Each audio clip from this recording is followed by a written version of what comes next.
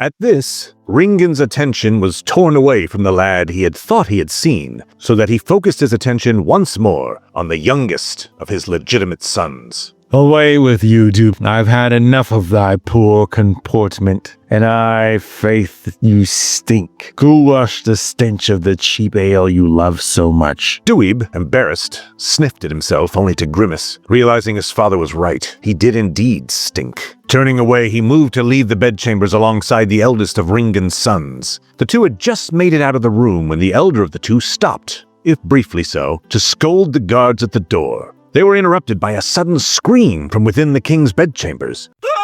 It cut through the night as a knife might through flesh, or a flame through the darkness of the darkest of evenings. All four men tore their way through the doorway to discover their monarch had fallen by the bed and scurried away from the door, screaming all the while he did so. My liege, what has happened? Father, are you well? Dweeb asked foolishly in turn, leaping across the room, his hand on the pommel of his sword, utterly sober, one heartbeat to the next. Padraig, for his part, asked, Father, why did you scream? It is Sinead. Do you not see him? Ringen burst out, jabbing a finger into the air, in the direction of the empty air over the shoulders of one of the guards and Dweeb. Everyone stared at him in astonishment. They knew not what to say to him, for none of them could see the figure he pointed to. When the lot of them sought to comfort him, or to otherwise explain to him that there was nobody present there with them, he rebuffed them. He is there. I can see him. Ringen insisted stubbornly. I see him as surely as I see you, Padraig, or you, Dupe. But Kined died 2 years ago. We all saw what those beastly Strathclydemen did to his head. Dweeb objected at once, adding for good measure, Why, it was you yourself, father, who cut the pole upon which it had been stuck and had his head cremated. The reasonable tone of the youngest of the sons of the king might have soothed another man, but not one such as him, not in the mood he was at present. He is there. Shooting a helpless glance to his brother for aid, Dweeb could no more fight than he could change water into fire or move the earth itself beneath their feet. Of a similar mind as him, Padraig hissed at their father. Father, you always preach of how we must maintain our dignity lest we appear lesser than we are. Henceforth, you must do the same, for you are disgracing yourself before a number of your guards. Far from paying heed to his words, Ringen sought one last time to convince them of the veracity of his claims. But he is standing right there. You must see him. Long after Padraig had left in a huff of frustration, Dweeb had wandered away to stand guard outside. The eldest of the McRingans did so, visibly disappointed by his father's behavior and rejection of him, with the two guards sitting with him next to the door. This left Ringen alone in his bedchambers for the night, confused as to why his sons, of all people, would not believe him when he told him he could see their half-brother. He spent the night without sleeping at all. Staring at him with visible disappointment and betrayal, Kined's expression showed little in the way of the warmth and admiration he had always felt for his father. Go away. Go away. Ringen hissed throughout the night each time he spoke, thus adding to the visible pain on the face of his son. By the time the rooster crowed, the High King was grateful to be out of his chambers. What best pleased him was that his son did not follow him, so that he had peace throughout the day. Aina still felt that he had overreacted by having Adam imprisoned for his terrible prophecy and recounting of what had happened in the past. This in spite of how she continued to feel resentful of the accusations against them. We cannot imprison Adam without drawing criticism for the act, she complained, while the family tore into their meal of boar meat that had been placed over a spit but a short time before. Why care for what others say? We have swords aplenty to silence them, retorted her husband wearily. And once Norak hews down the new mourner of Luthane and Kittil is removed from Bardock, we will be supreme in the kingdom as we were in the days of my brother. Padraig and Dweeb nodded their heads, if absent-mindedly, whereas Domhnall stared down at his meal, his wife Buadich irritated by his poor eating habits.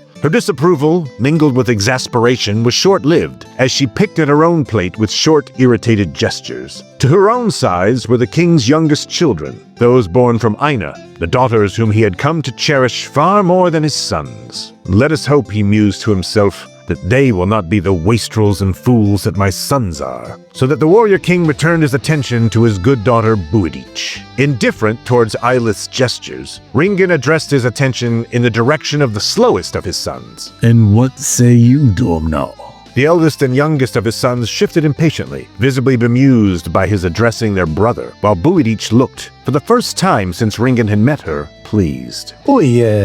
Pardon, father? What do you think of our present situation? Ringan demanded with exaggerated patience. Of our present difficulties with Luthane and Bardock? I should think it might not be best to rely upon the rook unless we wed one of our good cousins or sons when they come of age to one of Rory's sisters. Domhnall suggested, slowly blinking for several minutes. Oh, brilliant, Faith. How wonderful to hear such sagely counsel. Duib exclaimed, exasperated, throwing his hands in the air. Mind thy tongue. Buadich growled, always swift to defend her husband. It was your high king and father who asked for his view, and he has given it. Forgive my harsh words, then. I simply cannot believe we've sunk so low as to consider the words of a half-wit. Snapped Duib with equal venom, meeting her disdainful stare with equanimity. He is not a half-wit. She defended, with far more passion than even Ringan expected from the young woman. It was in this moment he began to reevaluate his brother's choice of her for his son's bride. Before Duib could interrupt her once more, Ringan intervened, saying to them, That is quite enough of the two of you. I did ask Domhnall his thoughts, and now ask you all what is to be done with Ketil. There was silence, until Domhnall, encouraged by the sudden openness of his father towards his thoughts, remarked, Mahat, we could make peace.